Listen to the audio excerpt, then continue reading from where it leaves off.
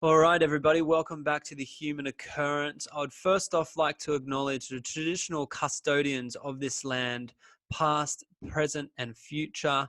Our guest on the show today is Jared Dihar. Now, Jared has just moved to the Byron Bay area from Melbourne, and we're going to be discussing everything authenticity, integrity, and purpose. This is a really potent episode, and I think there's going to be a lot of value in there for men that are transitioning into their internal game, into the self-development game, and especially women too. So buckle up as always, guys. This is going to be great. Here we go. Ever been to Japan, bro? No, I haven't actually. Oh, you haven't? That's definitely on the to-do list. That I've always wanted to go to Japan. Actually, I've just never got around to going there. To going there, yeah. It's a beautiful country, man. I used to live there. And you know, it's one of the safest countries. It's without a doubt the most efficient country I've ever been to in my life. Japan. Yeah, man. They're just timelines and everything is just like you order your food, you know, 3.5 minutes later, whack, it's there. Whack, there's another waiter there wanting to, you know, serve you. It's a really, really beautiful, it's a really cool country. And it's fucking clean, man. It's clean. I used to live out of vending machines, bro. And it was healthy. And it was cool. like the variety in it was crazy. You know, you could buy to the extent of vending machines there, basically you could buy suits, you could buy socks, you could buy fucking anything, man. Anything. All in the vending machine. All in the vending machines, bro. So yeah, great. Definitely go. Oh, there we go. Hey, that's Alice in Wonderland, man. Yeah, man. I was just at this tea party with this pretty crazy dude. What kind of tea? He had some pet animals that spoke, and I thought I was a bit fucking.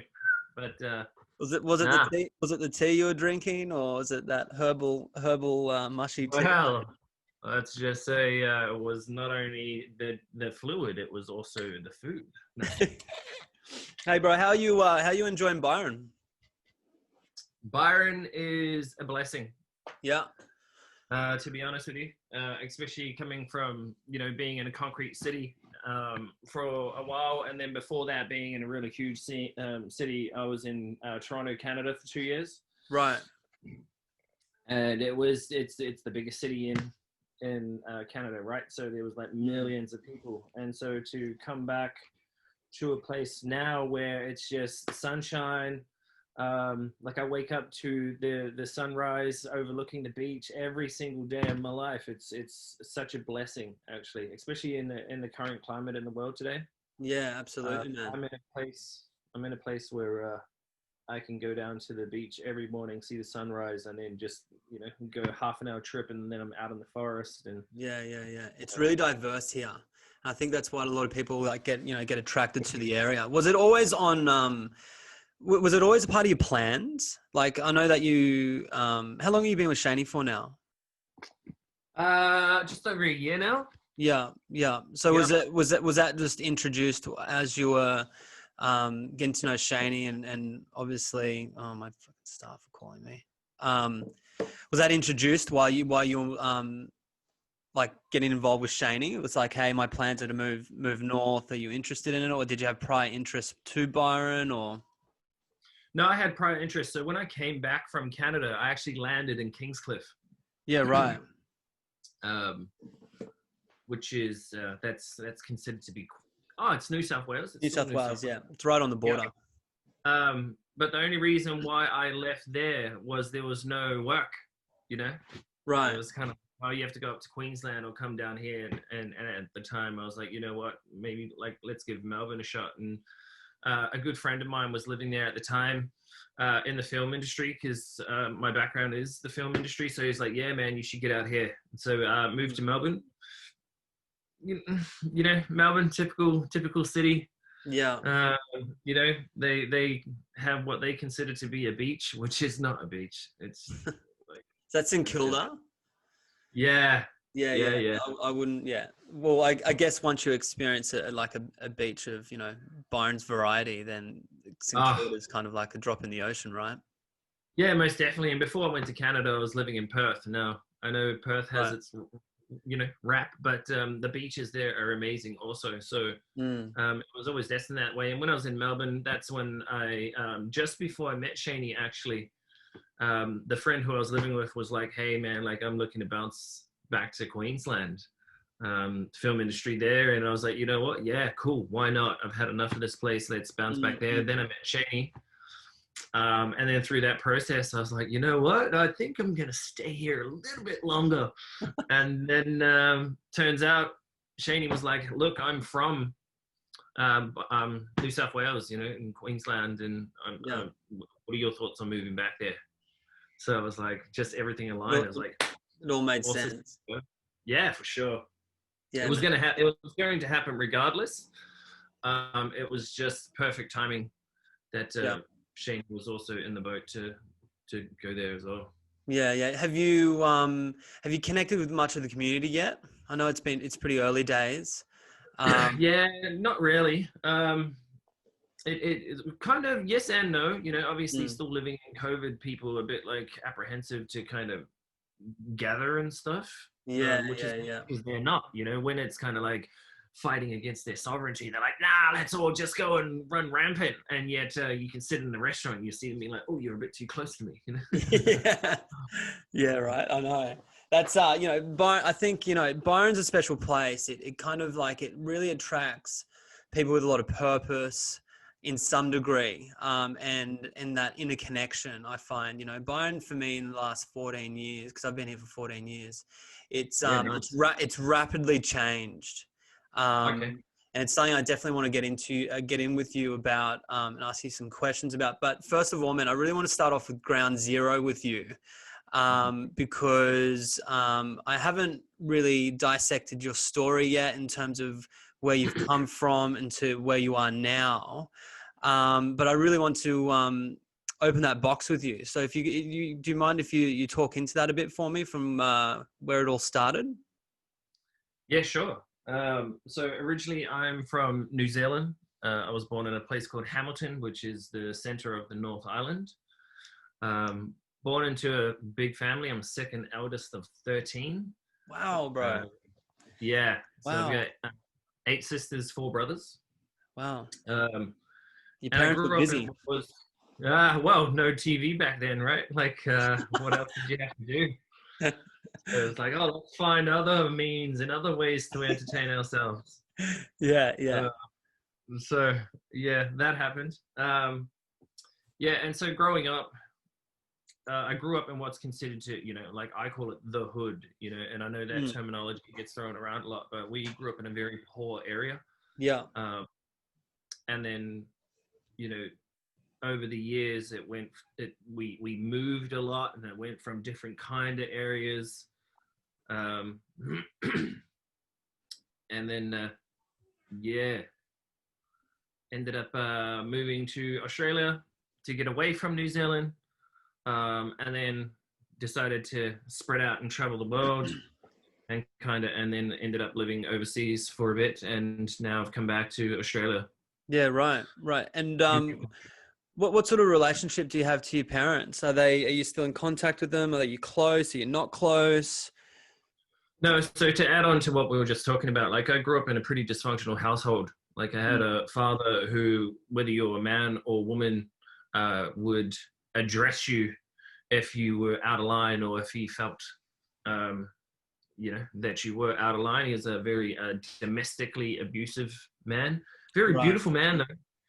He was still a great man, but had the old school paradigms of real men don't cry, and Mm, you rule with an iron fist kind of. mm, That mm, was his thing. My mom, due to that, wasn't in my life to realistically to my early teens. She was around here and there, but she didn't really have much to do with my life until my early teens.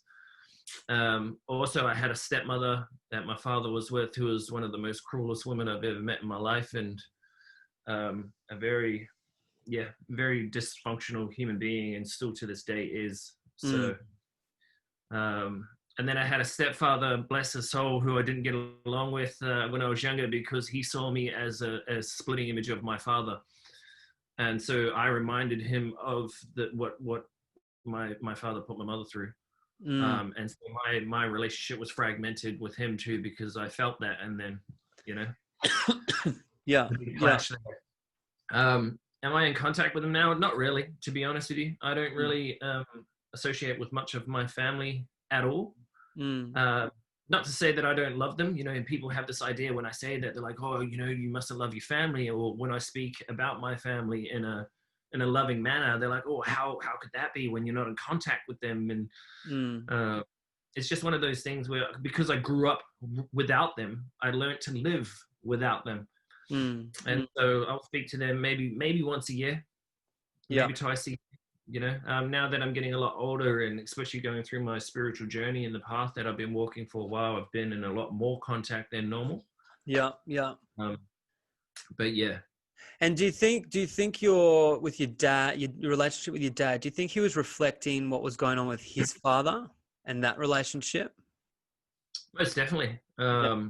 I think also, again, like the thing we've got to realize is everyone has a different journey. Even our Mm. parents, we look at our parents and sometimes we think that, they're not human. Mm. They didn't go through things. They're just Mm. mum and dad. And it's Mm. like, Mm. Mm. before you popped out and came into their life and kind of rocked it and changed it around, they Mm. had their own life and their own traumas, their own demons, their own life path that they took. And so with my dad, it was the same thing. Like I understand certain aspects of it. Like my grandfather was a pretty hard man. He was a Mm. typical Maori kind of, again that staunch kind of prideful man. Yeah. And Yeah. yeah, the link there was distorted, I think. Right. And were they from the same town that you grew up in? Like, is your family lineage around the same town? Yes. So in Maori culture, in particular, for your audience, people who don't know, in New Zealand, we belonged to tribes, and so our tribe belongs to a particular part of New Zealand, and so there's multiple tribes throughout New Zealand of the one culture. Yeah. And so I'm from the Waikato region, which is basically again the center, kind of the center of the North Island. Mm. And we have a homestead there. We have our own. It's called a marae, which is basically a family gathering place in New Zealand, where we go to celebrate anything from birthdays to deaths to just important monumental moments. And we also have our own burial grounds, stuff like that. Yeah, awesome, man. That's it's rich in culture. It's something that is hasn't been too ingrained in me. I had an upbringing which was in some, some could say it was kind of seamless. And there wasn't huge amounts of trauma, or there was some trauma there, but not huge amounts. So I'm really interested in culture and how all that works.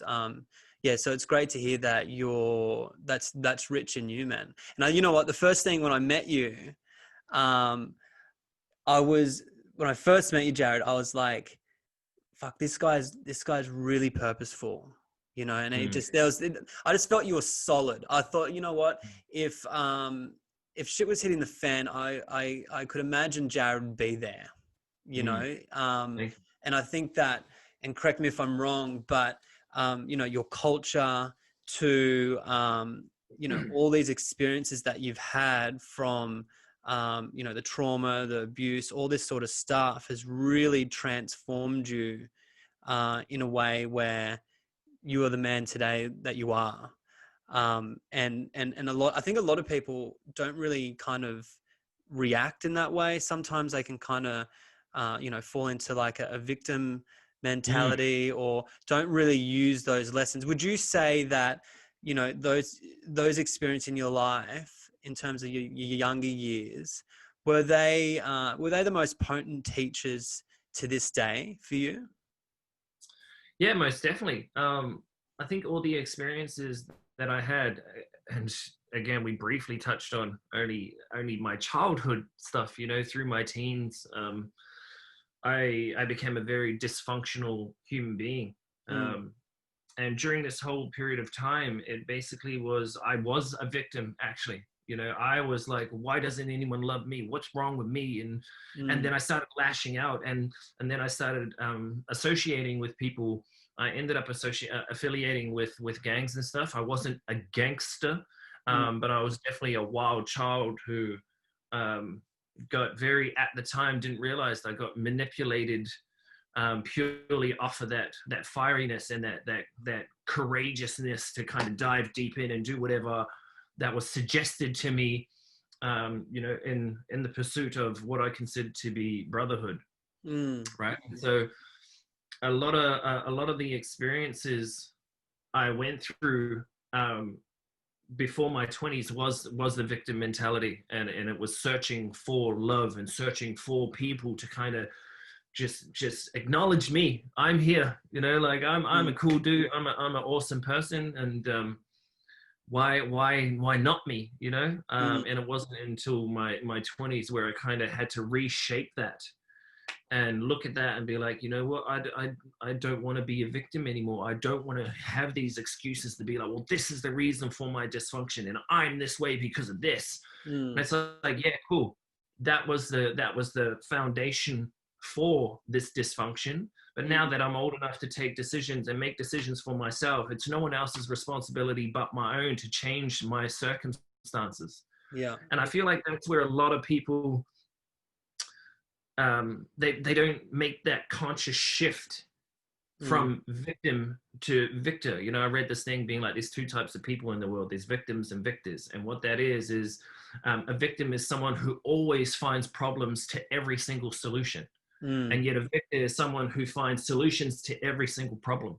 mm, mm, And it wasn't until I switched into that and started taking responsibility for myself that not only did my life change, but also my psyche changed, and kind of um, all the elements that I developed during this time, like loyalty, being honest, like brutally honest, where some people like, you're very abrupt. I'm like, no, I'm just brutally honest, you know, and it makes people uncomfortable, you know. So all these kind of things that I was developing during this dysfunction mm, transferred over when I actually started becoming a more functional person, and a lot of the value systems and a lot of the principles I transferred over now kind of make me who I am mm, mm. as a So, whole. so what would you say to someone that is in a situation in their life where they're trying to get out of that victim mentality, but they don't necessarily have the awareness around it? What Mhm. like, do you seek help? Do you go see someone? Do you see someone like yourself? Do you know, self-discover? Do you start to really work on yourself? What would you say to someone that doesn't really have that inbuilt awareness that goes, hey, you know, this is actually playing out in a victim mentality. I want to switch this around and put the power back into my own hands. Yeah, there's different various variable factors actually. You know, like I did all mine myself. I never had strong mentors around me, particularly men. You know, Mm, I had a lot of dysfunctional people around me, and it was through my own self-discovery. It's through my own um, reading, and to be honest with you, purely it got to a point where I was like, I want to change. mm, Like it's my responsibility. Yeah, my parents birthed me, and you know, and they raised me to a certain point. But after that point, there was no one else to take responsibility and blame but myself for everything that I was doing. And I mm, was doing some pretty dumb shit, you know, and so my advice is like, you know, it depends. How quickly do you want to expedite it, really, this mhm, process? Reaching out to someone, you know, finding a mentor even, or finding a group of people that you can sit and be your most brutally honest with, and they can actually hold you in that and not judge you, but also pull you up when you need to be pulled up and be like, hey man, like you slap you around the ears a little bit and be like, Yeah, no, yeah. that's not the right thing to do, from a place of love though. That's what I mean. Everything has to come from like I've had some harsh conversations with people, and I've started that with like, this is coming from a place of love. It's not coming from a place of judgment. I'm not trying to say I'm better than you. I know more than you, and I've experienced more than you. This is coming from a place of, hey man, I see this is affecting you in this way. And if I were to give you a piece of advice, it's up to you. You either take it or you don't. Mm. This is a reflection. This is what I see. And So energetically. again, but also with that, there's also plant medicines. There's different forms of being able to reach out and explore if you do have these traumas. And some of these traumas, yeah, you can go to a therapist. For some people, therapy works. For some people, all when they're in their mind, they're like, yeah, therapy works. For other people, it doesn't. For other people, it's like embodied. And then sometimes that's where plant medicines can come in, because it aligns your body and your mind together. And then there's other people like mentors and coaches who, they're not there to fix you. They're there to empower you. They're there to give you the tools necessary to look at yourself and go in and start doing the surgical work on yourself, from yourself, not having to rely on someone else, and just being able to be given some guidance to be able to dig within yourself to do it. And so for me personally, growing up with what I did, just for me, it was me. I had to take responsibility for it. Mm. Mm. Yeah, well, And so that's many different options. that's potent. For me, I had to really change the group of people I was hanging out with, Mm, because in Australia, banter is massive. yeah, So instinctively for me, I was repeating patterns off my dad, where genetically I would just close as a man. I would just like genetically just want to close. That was my normal feeling reaction. So I had to really show up for myself on a lot of different levels to actually practice to get myself open. But what I found is that the group of people that I was hanging around with, there was just so much fucking goddamn banter with it. And it's amplified to an effect now where men find it hard anyway to be open.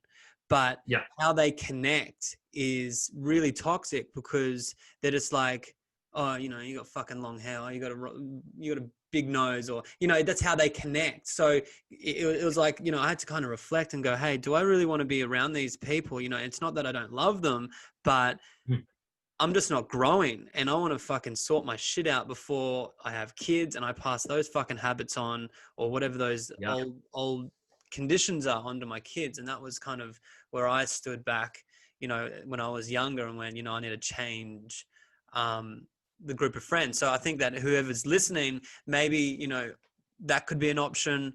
But I definitely think, man, there's so many gifts on working on yourself. And yes, it is. So for me, it doesn't get, it gets a little bit easier, but it's still really fucking confronting. Like I'm yeah. working on myself, obviously, still. And some weeks I go, fuck, like something massive happens and I'm like, fuck, am I actually, it feels like I'm going 2 steps forward, 3 back. But once you start moving through it and you've got clarity, awareness, and more self-love, for me, it's so rewarding to get past it and go, wow. And then you've got this awareness around of like, no, it doesn't disappear. But when it comes up again, you're like, oh, this one, this little chestnut kind of a thing. Definitely. I feel just to touch back on what you were saying about the group of people you surround yourself with. You've also got to understand that a lot of other people aren't on a spiritual journey. They aren't on a personal development growth journey. And some of the people, their behaviors are actually unconscious. Mm, They're not there deliberately trying to upset you, but because of, like you said, the culture we live in and the banter, it's like, oh, you're a fucking piece of shit. And it's like, well, dude, that's actually affecting me. And it's like, mm, for them, they're just like, you're just taking the piss, and it's yeah, like, yeah, nah, actually it's not. And so when you have a particular person who is the kind of like the person within the group that stands out, or, and it's like, hey man, nah, like this just isn't cool. If the other people aren't on board with that too, you're going to get the whole the rest of them with that banter being like, oh, shut up, and you're weak and you whatever. Yeah. And then you disassociate from that. And then all of a sudden they're like, oh, why are you being that way? It's like, dude, I told you that's not cool for me. And I think it comes down to your boundaries. I think it's your own integrity to yourself to be like, you know what, dude, you're my friend, but I won't put up with this. I've told you, I've expressed to you that I'm not good with this. And you continue to do it. And I'm not actually going to sit here and be like, okay, well, I'll just put up with it. No, the integrity in myself says, hey man, that shit's not cool with me. I've expressed it to you. You obviously don't respect what I'm saying. So now I'm gonna bounce over this way. Yeah. And it's the reality of it, Mm. And it was like you said with the personal development stuff, I still slip back into some old patterns, subconscious patterns of behavior that I'll be like, no, this is what I think. And then like an hour later, I'll be like, that's not actually how you think anymore.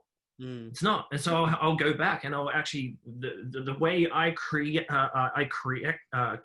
that and I create that change is I'll go back and be like, look, I'm sorry for what I just said to you before was it's an old paradigm. It's an old way of thinking that I no longer think. But it just naturally within the moment in that reaction, it came out. And I was like, that's actually, and then when I reflected on it, I was like, that's not the way I think. And that's what personal development is. It isn't I'm just going to do this and then tomorrow my life has changed completely. This is a forever staring at yourself in the mirror and knowing yourself, seeing every single little crack and freckle and, all the detail on your face and then seeing it the next day completely different. It's forever changing. That's true, man. And where do you think men in particular have lost, the way of really embracing, embodying integrity? Do you think that's come from, obviously repeating patterns from their parents, or has there been like where do you think that started, actually losing that? Well, that's the thing. Like it's a generational thing, for a while, since I don't know, since when the West developed kind of way that man should be, they've taught bad habits. We've been taught to be a particular way, and because back in the day we were hunter gatherers, we couldn't be sitting there with a spear waiting to hunt something, being all emotional and stuff, and then something comes along and it eats you. We were like, you had to be on point and very focused and like, come on, we got to get it. And then we started shifting from that to what was considered toxic masculinity, which that is the most dumbest shit I've heard my language. There's no such thing as toxic masculinity. There's definitely dysfunctional behaviors of masculinity, but being masculine and all its shapes and forms is not toxic. But it's just like anything, there's dysfunctional behaviors that every single one of us have. Can be, feminine energies, masculine energies. And then we went from a shift though. We went from a shift from, okay, well, being this particular type of masculine man isn't good. And so we went right to the other spectrum of being now in our feminine, being what people are throwing around toxic femininity kind of, and being too gentle and too loving and not being in your purpose and not being driven and being like, like a go-getter and out there kind of providing for the family and stuff like that. And then that in itself, both of them have its gifts and its curses, they both serve its purpose. What I feel now is with integrity, because we didn't have it, and then when we tried to get it, we kind of put it in a basket that wasn't actually integral at all. And so now trying to come back to the middle and having both of these qualities, both of these energies within us, and to be able to be discerning with kind of like what we decide to, what energetics we decide to bring into, our being, and kind of where we sit on that spectrum. Because a lot of people are either hyperly masculine or hyperly feminine, and it's like, need to bridge it and bring it back in the center and be both. This whole real men don't cry. It's actually, well, take away the whole idea of what a real man is. A man cries. mm. There's nothing wrong with that. It's a beautiful thing. However, you don't want to, be a wimpy person who just is always in his hands crying and be, oh my God, life, and then you also don't want to be like, well, I don't feel anything, so I don't really care, like I'm a tough dude. It's building, and the funny thing was, I was both. Again, I grew up this very soft, gentle kid, this soul being like, just love me. Why can't I be loved? What's wrong with me? And so I was very gentle. And then through my teens was kind of when I lashed out because I was hurt. And I was like, man, fuck the world, my language. But I was like, Yeah. and then I went to that full extreme of like being a tough guy, well, putting on this armor and portraying a particular energy that I was at that time. I did go through a rage and kind of like, there was that, I'm so hurt and angry and pissed off at the life that I've been given to me, is that now this is my protection method of kind of showing up in the world. And then in my 20s, because that created so much distortion for me and so much conflict and kind of basically put me at I'm either going to be dead or in jail kind of scenario. It's like, hold on, man, you need to pull away from that and all this old ways of like real men don't cry and puff your chest out. That's not working. And I've come full circle again where I'm getting in touch with my emotions and being able to express myself deeply to the people that I care for and that are a part of my life. Yeah. And this is why I think that when we had a good chat once, might have been a month ago or something, about your direction and where you're going and all that. And I thought, what a great example for someone who is seeking what we've just been talking about, right? And to get into that game, their inner game. But you're very approachable and I could imagine that you'd be very like a gateway to that, where I find a lot of men that I've had conversations with about wanting to get into it, they're really intimidated by I'd like to work with him, but man, he's a fucking guru. He's like fucking, like knows everything. He's enlightened, all this shit. And then on like the other end of the spectrum too. So I think, man, there's obviously, that is a huge market for that, but I think you represent something that's really authentic. I think there's going to be a lot of men out there that you're going to help. And man, I'm so excited for you, bro. Thank you, brother. It's fucking awesome. When you told me that in the car, I was like, man, you've got my support 100%, because I just think that you'll be a game changer in it. And especially in Byron, because Byron's kind of been flipped on its head in the past, maybe 6 years. And it's hard to walk down Byron in the street now and actually someone, not to brag on them or anything, but you bump into people and they like have this urgency of telling you how it is, how the world's functioning. You might drop a little bit of a hint, oh, my mum died, or this is what I'm struggling with at the moment, and they'll just like pour their way of being on you. No, this is the way. This is the way. And that's that to me is a bit toxic. That for me, my intuition's like, hey man, I don't need, I'm not seeking like 101 answers here off you, or the code to what life's about. But Byron's definitely shifted in that way, where the balance is definitely out. And it'll be really interesting to see what happens in the next couple of years with it.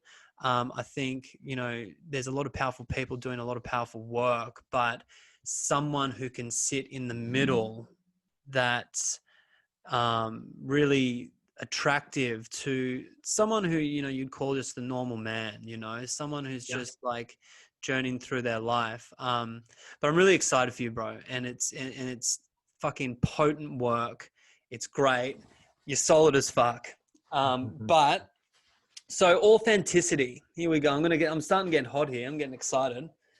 Let me just touch on one thing. I just want to touch on one thing you brought up before. Yeah. Which is, this idea of being a guru and all this kind of stuff. I'm not that. The truth is, I fuck up just like everybody else. But where I differ is I look at my behaviors And then I'd be like, man, what I did there was not good. It's not right. You know, Mm. and then most people, when they see that, they shame themselves and they're just like, oh, okay, yeah, cool. And then they go about their business. I don't. I'll be like, man, that's not cool. That doesn't align with me. Mm. So look at that behavior and be like, where did that come from? And Mm. this is what I mean in regards to the work I do. I'm not going to tell you how you should be. That's not what my purpose of what I'm doing is. What I am helping you with is identifying these patterns of behavior that men have, men in particular, I work with women also, but that they have, that they've turned the blinders on to. Mm. You know, they don't actually look at why their behavior is that way. And so they just go about it with this. If you create the shift in that, and you can identify that first, and then you can actually address the core kind of foundational elements of the reasons why you're like that, you can create change. Change Mm. is hard. You know, change is very hard. And again, I'm still going through it too. Like forever a student, never a master. Yeah, You yeah, know, yeah. all my life I'm going to be learning and I'm going to be dissecting myself, and that's my life's purpose. That's what I've chosen to do for myself. Yeah, yeah. I wish I had someone when I was younger Mm. to be able to mentor me and to be able to guide me and give me this information that I'd never had. Mm. You know, Mm. so that's that one. And also another one too is the whole approachable thing. It's funny because like we experienced this the other day. I walk down the street and I'm heavily tattooed. I'm a big muscular dude, right? And so a lot of people kind of like look at me and be like, oh man, he's a bit intimidating. And then I have a lot of people meet me and they're like, you know what? You're nothing like what I thought you were. I'm like, oh, okay, cool. Let's speak on that. Like, what did you think I was? Mm. You know? And like, oh, well, I thought this, and I'm like, oh, so you stereotype me, Mm. right? And they're like, oh, and it makes them a bit awkward, you know, a bit uncomfortable. And Yeah, I yeah, don't mean yeah, to yeah. make them uncomfortable, but I also wanted to address that and be like, hey, like that's another area that maybe you could work on, because you're stereotyping someone just because of the way they look. And Mm. then you like, especially with old people, I love it with old people, bro. I'll meet old people that at first they're quite shocked and they're like, oh shit, like what's going on here? Like, oh, I can't get away that fast, you know? And then by the end of it, they're like, you were so amazing. You're such a brilliant, articulate, well-versed young man. And I'm like, thank you very much for that. You know, it kind of brings a bit of joy to me because it's changing their perspective, Mm. perception on people who look like me as well. It's like we're going to the default, right, of like just like instant judgment and a projection. It's like, oh fuck, that guy's looks like fucking like he could rip my head off. So Bro, yeah. I was in a cab in Cancun, Mexico, on the way to the airport, and it was one of those ones where you pick multiple people up. And so I got picked up, man, and there was just one old lady who must have been like 70 sitting in the back. And when kind of as soon as I stepped in, and I feel this all the time, I feel people's energy. She went, woof, and kind of was like, oh, and then I sat there and I could feel that, and I was like, you know what, I'm going to break this tension. So I'm talking to her, and at first she was kind of like, oh my god, he's talking to me, oh, you know. And then by the end of it, she was like, you know, you should write a book, because I started sharing stories with her. It was like a 40-minute drive, right? So like, Yeah. I started feeling out all these stories and stuff of my life and tattoos, what they mean and where I'm from, and she was like, you know, you're a very very well articulated young man, and you should write a book. And at the stage at that time, I was like, who would want to read a book about me? Mm. And like, I tell people all these stories. Well, I get this all the time. You know, I've had a few people say that to me. And at that time, it was before I went on the whole personal development kind of wanting to actually facilitate that for other people. I was just like, you know what? At the time, I was like, no one wants to know about me. These are just my stories. And through that process, I've realized that so many people, when I share these stories, some of the stories I share, they're actually profound for them, and they've changed some of their viewpoints. And it was through that process, and the process of people being like, you should be a motivational speaker, you should be a coach, you should be a mentor. And again, I wasn't in that space at the time to want to go down that direction. I was like, nah, I'm still navigating my life. My shit is just as messed up as everybody else's. Yeah. Was this in Canada or New Zealand, or where was it? Everywhere, to be honest. Right. Everywhere I've traveled, when I've met people, like after the dark period of my life in my 20s, my early 20s, and I made that decision to no longer be that victim, I traveled the world. And that was the best thing I could have ever done in my life, because it allowed me to go and see other cultures and see other Mm, people going through the same kind of struggles in a completely different place, and how they've overcome it and how they've thrived, and meeting mm, people. mm. Like the cool thing yesterday, I went and brought a digital piano, Yeah, I saw and that. oh, dude, I'm so excited. That's another story. But I met the guy there, and like I was just talking to him about what I do. He's like, "What do you do?" And I told him about the men's coaching. He's like, "Oh man, cool." And he shared his story about being an ice addict. And I was like, okay. And he's like, and this ruled my life for a long time. It destroyed relationships. It killed all sorts of dynamics that I had. And I said to him, what got you out of it? And the same thing, he's like, I had no one to be able to get me out of it. And it kind of it finally hit rock bottom, where I saw the destruction, and I was like, man, like I don't want this for my life. And so Mm. he completely has changed what he's doing now. And he told me, because he's doing a particular type of, he's doing neurophysics All right. now. That's Yeah, so he's studying that, and he's talking about healing people's trauma through tremors and shaking and all this other stuff. And I was like, wow, like we just aligned through me coming to grab this piano from him, and then I was mm, speaking to him, and it's like, yeah, maybe we could potentially do some work. And he sent me a message afterwards, being like, bro, you're a great human being, man. I loved our interaction, our conversation. Thank you for it, and thank you for the work you do. mm, mm. Um, and so yeah, that's kind of There's so many beautiful people out there, and there's so many talented yeah. people, right? And I'm blown away by that. Death has really taught me that. And um, the more I look, the more I see with it. Mm. It's just like so many people. You can never underestimate what one's going through, or you can never underestimate the talent of humans, because we're so individually gifted Yeah, at so many yeah. fucking crazy stuff, man. It's mental. It's so mental, and that's like that really it really drives me. That really like fills my cup, and that's just like gives me so much fucking hope for the world. Our community, all of that, man. It's so cool, man, to hear those stories. Um, And it's also with that, like I would love to say that to people, is to stop trying to fit into someone else's box and be you.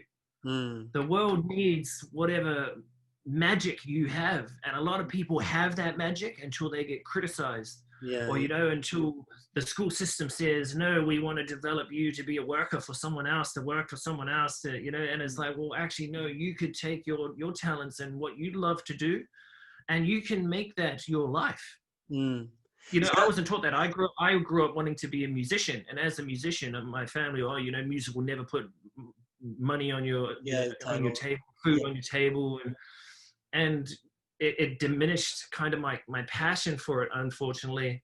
Um, to where I was like, man, if I had stuck with that, like people meet me now after not being doing what I've been doing for like, 10 years. And they're like, oh my God, wow, you should be this. And I'm like, yeah, heard that before, and then it's also one of those things where I'm like, man, people are hearing me now and being like, wow, you're amazing at this particular thing. Mm, And in my mind, I'm like, this is nothing compared to one, what I was, and two, where I could have been now.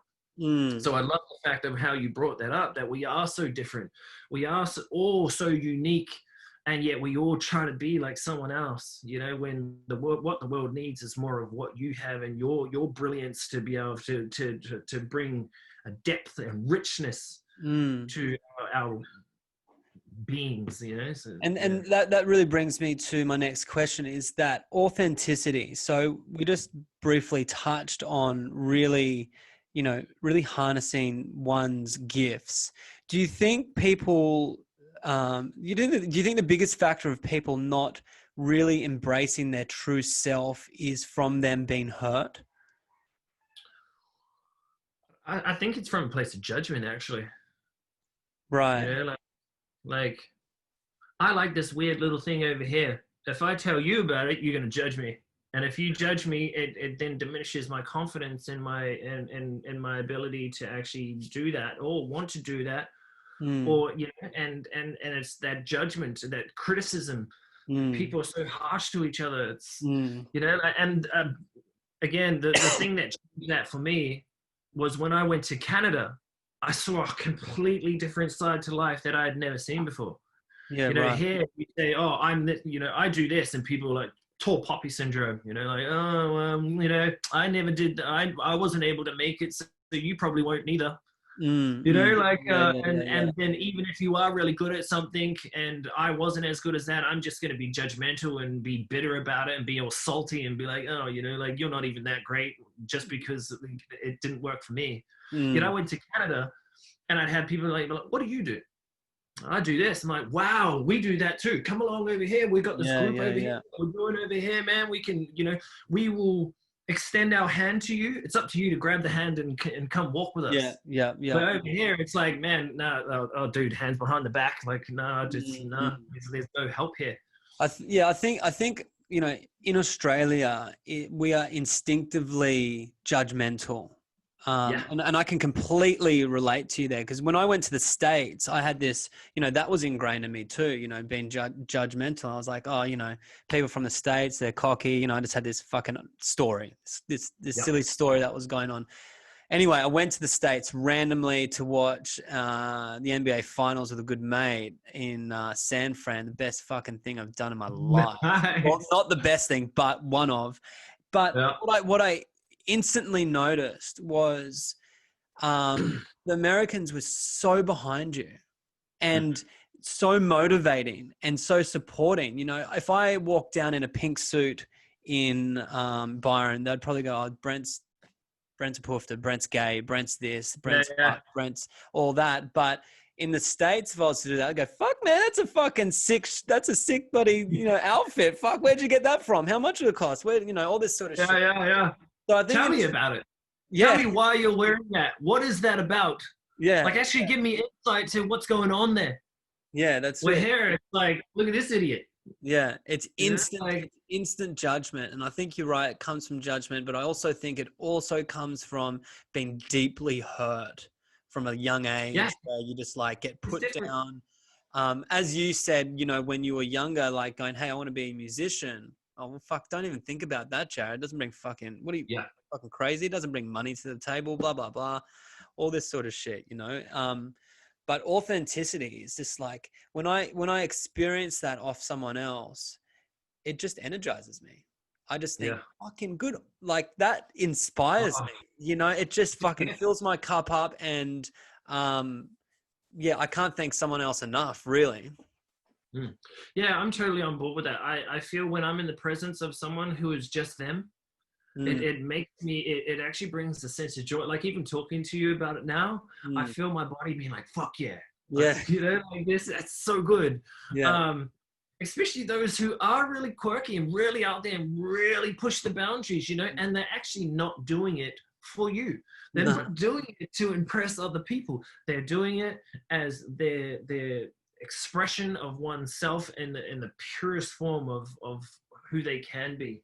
And Mm, when I talk about authenticity, I'm trying to bring people into being comfortable with who they are and loving themselves for who they are, where they are, what they're about. mm, You know, like I said, every freckle, every dot, every hair, every wrinkle, mm, like, you know, own it. It's you. This mm, is this. You got one life to live, one lifetime to live it. Live it your way. Why not? Why live it somebody else's way? mm, And to be truly authentic, I feel you then draw in authentic people. And don't get me wrong, of course, you know, you have all these other people who love and feed off that authenticity. Who it's they aren't, mm, but you do find, like, um, speaking to Shani about this, actually, like, I don't have many friends, good friends. I mm, have a lot of people I associate with, a lot of people I, you know, can call and hang out with. But my true friends I love mm, are like one hand. mm, And they are the type of people who, like, I don't speak to them every day, you know, mm. and actually, you know, the majority of them live overseas. The people I've met overseas who the richness of who they are have drawn me into the point where I'm like, man, I love this connection. You will forever be a friend to me. Yeah, And yeah. all of those people are very unique in themselves. They're Mm, not like me. They don't share the same, well, they share the same values, mm, but they have different ideas of life. And I love that. And I love meeting people who just are so comfortable within themselves that they're like, you know what, if this doesn't resonate with you, that's okay. Mm. You don't like it, you've got an option of removing yourself from me, you know. And like, that's the way I kind of look at my life. I'm like, this is my world, it's not yours. Mm. At the end of the day, the reason why I say that is because at the end of the day, if I don't want you in my world, you won't be a part of it. That's the integrity to myself to be like, you know what, no, you don't resonate with me, see you later. It's Mm. not being rude, it's not being disrespectful, I'm not calling you a bad person. I just don't want you in my sphere. Yeah. Yeah. Right. On the same token, this is your life, it's not mine. Mm. At any stage, you can cut me out. If you don't like my behaviors, you don't need to sit there and put up with it and stick around. And a lot of people do.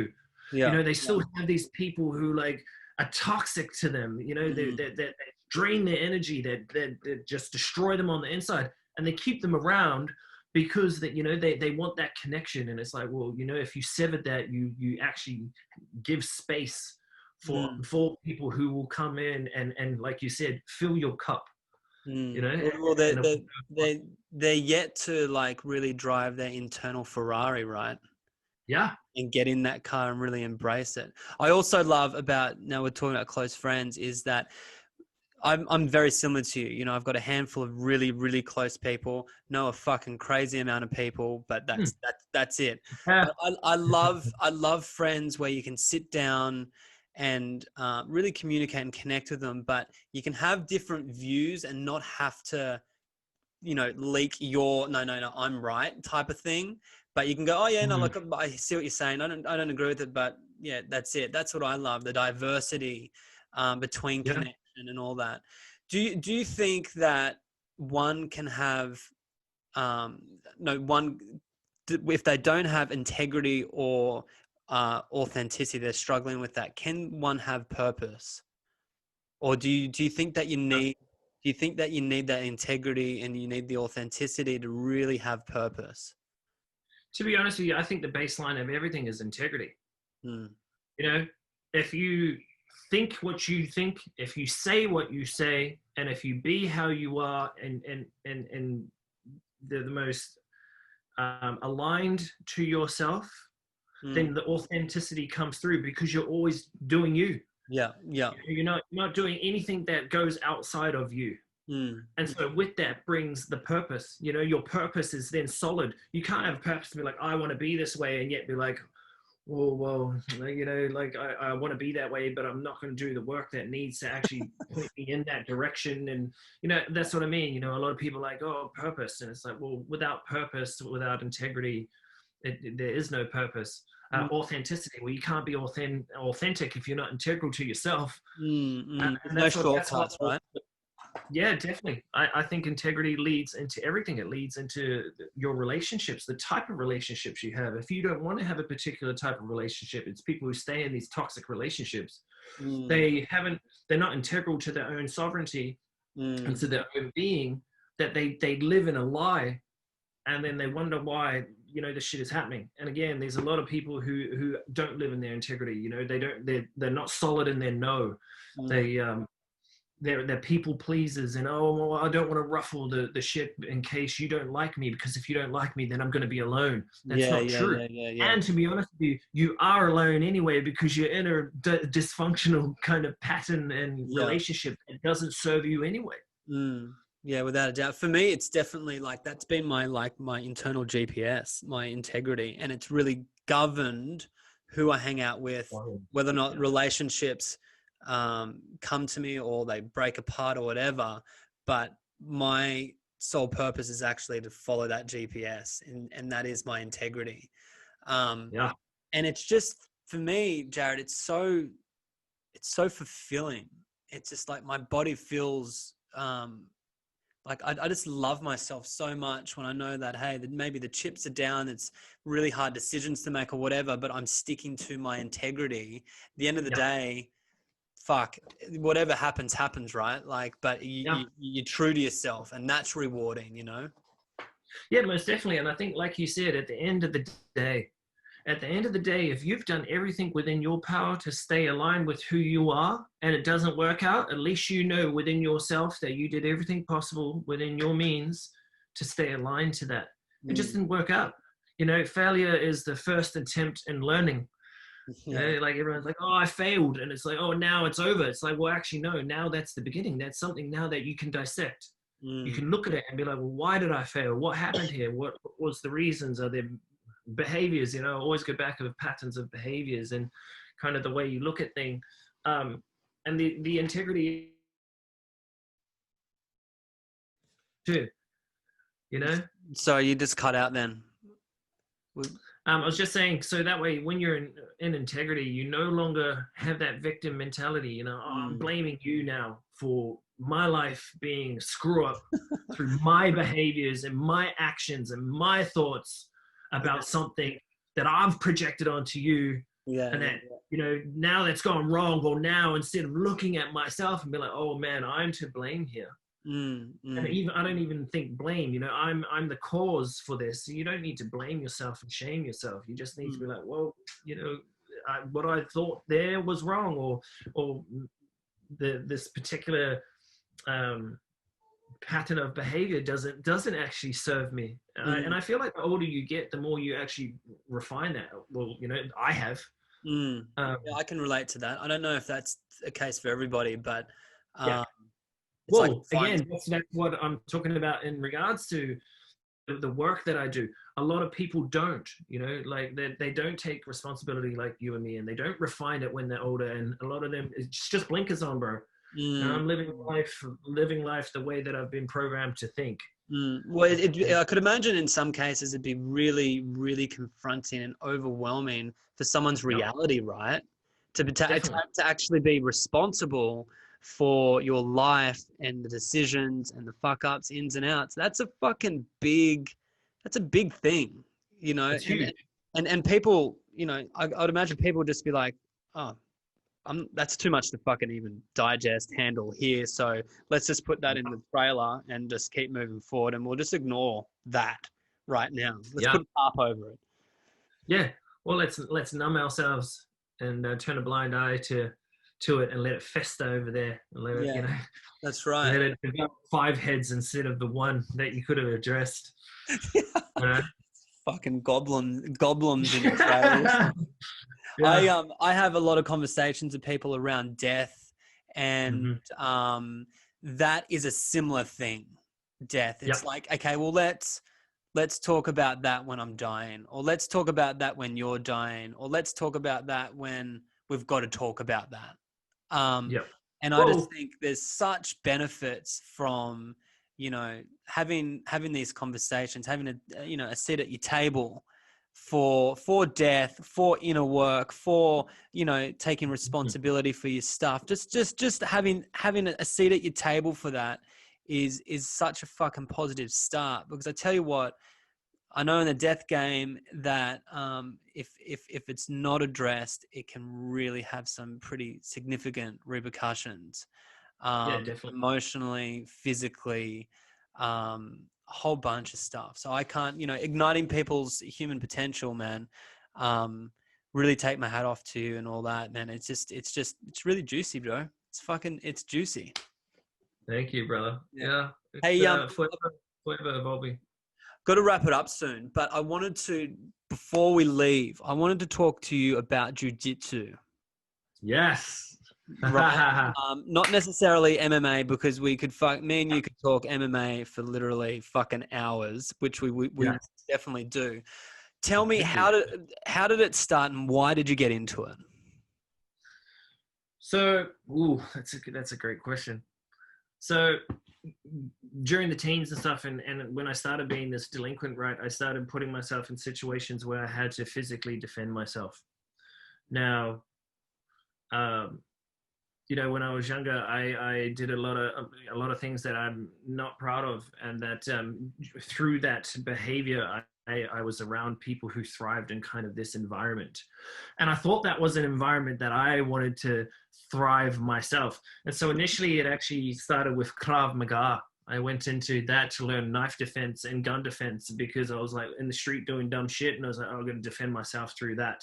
Mm. Um, and then it wasn't until uh, I met one of my good friends, Kenny, who's actually a stunt performer, who was, I don't want to say typical Asian. I just said it and I shouldn't, but like, you know, he just martial arts, everything, you know, like taekwondo, kung fu, boxing, jiu-jitsu. Like he was just like zoned in on what he was doing for his craft. And when I was in Canada, he was talking to me about it, and I was just like, meh, you know, like, oh, yeah, whatever. Man. And he's like, dude, you should give it a go. And so when I was in Canada, I actually went and rolled, and for the first class I had, I got put up against this tiny, petite little girl. She must have been like, I don't know, 60 kilos.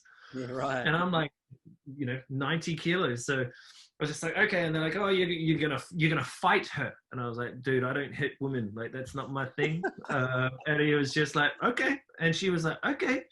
And then boom, first round, she choked me out within like 20 seconds, right? Wow. From me not defending myself. I was like, okay. And then because it was a hit to the ego. And I was like, this little chick just like tied me in a ball and choked me out. Like, what is the deal with that? So I was like, okay, come try that again. You know, like now that kind of the ego kicked in and I was like, I'm not going to attack her, but I'm not going to let her do that. Yeah. You know, boom. Within like 30 seconds again, she's like choking me out, dude. And I was just like, what? And then I was like, ugh. So now I'm like, I'm going to physically hurt her. I'm like, I'm going to grab her. I'm going to hold her down. I'm going to do something. Again, she choked me out, dude. Like I must have got choked out like, I don't know, 8 times within the time I had to roll with this girl. And it blew my mind because again, after the first initial times, I actually then started putting my weight into it and like fully trying to be like a bit more aggressive and grabbing and, you know, and she was just like, yeah, I'm not having none of that. Like, and the thing that actually threw me out of it next was, sorry, this is a different one, but there was a husband and wife training, right?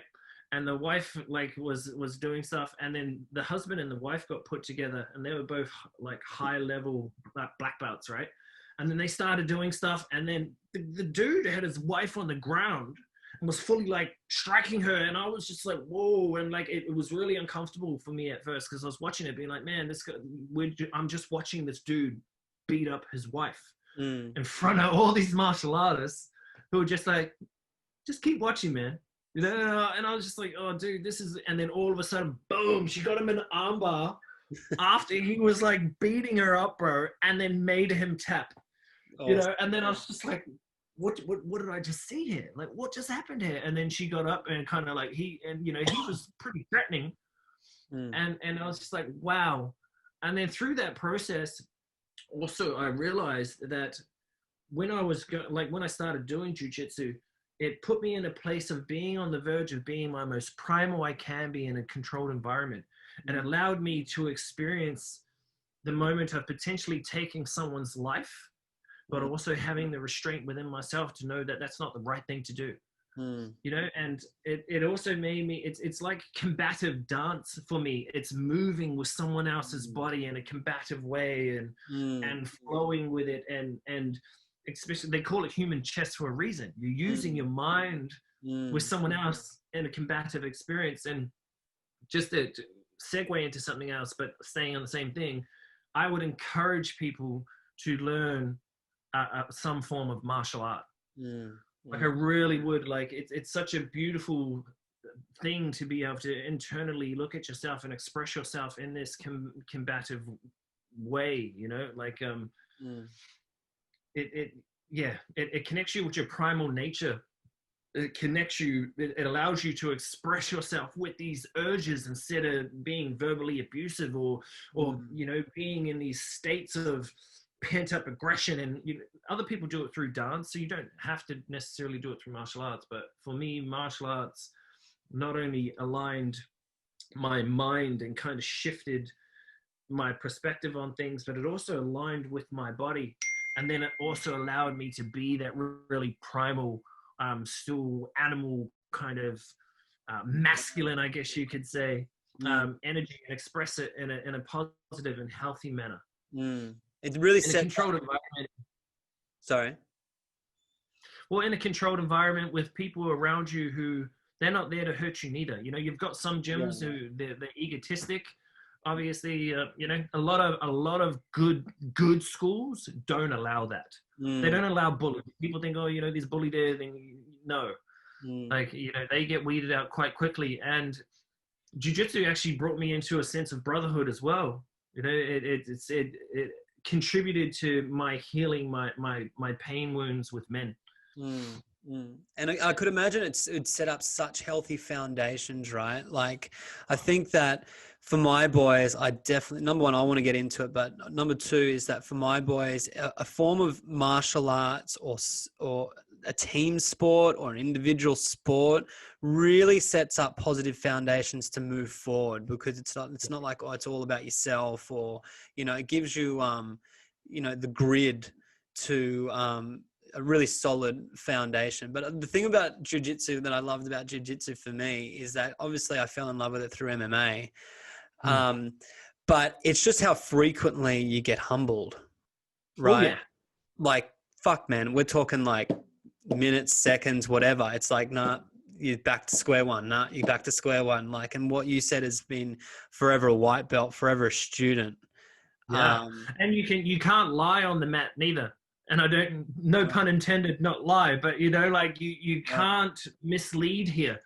You've got people who are going out and buying colored belts, rocking up to class and being like, yeah, and then you expose them very quickly, very quickly. People, They people, don't know what people they've do done. that. That's fucking People, crazy. people have done that, man. They have Right. done that, and the funny thing is, there's also some schools that promote via you turning up to class.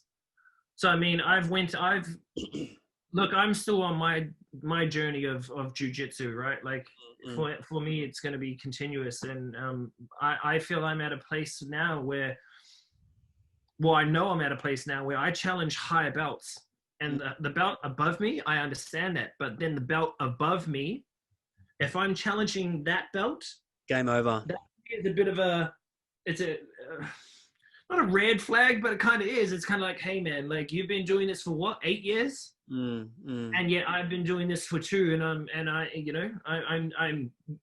getting the better of you. Look, if I'm challenging them, totally understand. mm, mm, And if they're smashing me, totally get it. But if I'm challenging you after 8 years, and I've been doing it for 2 years, and you're where you are, mm, mm. that's why jujitsu is the hardest belt system to go through. It's a minimum. Well, they say it's a minimum 10 years. Yeah, So right. you can get a black belt, and yet you can get a black belt in karate and taekwondo in 2 to 4 years, I believe. I'm Right. not schooled I on that, but I can relate to that, because I played basketball for 15 years, and we used to get guys coming into the stadium when we used to do scrimmage and whatnot, and they used to be laced up in the new like LeBrons, and they used to fucking have all the fancy gear, and like some of the boys would be like, "Fuck, man, look at that guy, looks like he can really fucking ball." Hey, and I'm like, bro, don't even worry about that. Just wait until the bell whistles, and we'll find out if he can ball or not. yes, Like, forget what he's wearing.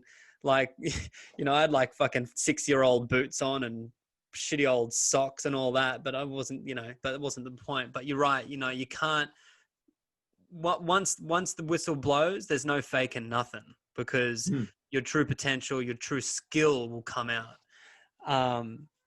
But Look, I'll be honest, man. I've met some white belts who have challenged me where I'm at, and then it made me question myself. mm, I'm like, oh, dude, like, well, I could but imagine there's again, like, also a natural ability, right? Like, you can just be yes, I was just naturally about to say fucking that. talented. Yeah, well, that was the same with me when I came in. Like, my coach had actually asked me, he's like, "Oh, have you done this before?" I was like, "No," and purely it was because I understood the movement of my body. Mm, mm, Through being an artist, I did dance for a while, and just like like I had a curiosity for movement. I was a bodybuilder for a long time, and mm, all mm, that kind of stuff. So my natural athletic abilities and understanding of how to move my body expedited yeah. my journey. So there's definitely those aspects, but especially when it comes to a combat sport, man, you get exposed very quickly, and humbled very quickly. Mm. You know, and Um, it's a beautiful thing. it is, man. There's so much beauty in it, and art in Art.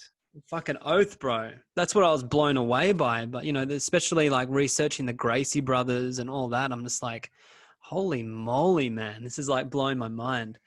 Well, Um, there's even different philosophies, you know, like how you were saying, you know, you want to teach your kid, your boys to go into team sport, and it's not about them. Well, actually, there's a different philosophy where you can actually zone into yourself so much mm, that you start understanding yourself so much better in a group environment. You know, you're no longer a part of the group; you're an individual within the group of mm, the group. mm, mm, mm. Yeah, it's a yeah, it's a That weird concept. Like it completely is, makes sense. you're able to individualize. Hey, Jared, thank you so much for coming on the show, bro. I'm really, really happy that you brought your rabbits with you. Yeah, we need to Pity. go back to drinking our tea. Invite me over, bro. Hey, Yeah, how can people find you? I'm going to tag you in this, but how can people find you? yeah, awesome. So I'm on Instagram. So it's just my first and last name, which is Jared, Jared. Last name Dehar, Dehar. It's the same with Facebook as well. Yeah, jump on, have a look, see what you think, and if you guys, if anyone out there, men in particular, who any of this has resonated with them, and they want to have a have a chat to see where they're at and what we can do, then by all means drop us a message. Even drop us a message, say hey. Like, man, I heard you rambling on that on the podcast the other day, dude. Like, Fucking let's yeah, ramble together. Let's ramble yeah, together. exactly. Yeah. Well, I really appreciate you showing up, bro. And I'm really excited for you. And I'm also really excited for us because I really want to, you know, put the effort into building a relationship with you. Um, Yes, brother. so I've got a tapas plate ready for you. I also want you to wrestle and humble me. I know you fucking will. I just, It was funny because even when you were saying it before, I was just like, I was gonna be like, dude, I'll give you your first choke, bro. Oh, like, no, I'm down with that. I'm down with it. I'm down with it, bro. yeah, yeah. Enjoy the Thank you rest very of your much day. for having me on the podcast, brother. Oh, pleasure, man. This is the first of many. I want to do an MMA one with you, bro. Whoa, Yeah. nice. All right, Excited. brother. Have a great day, man. We'll talk soon. You too. All right, bro.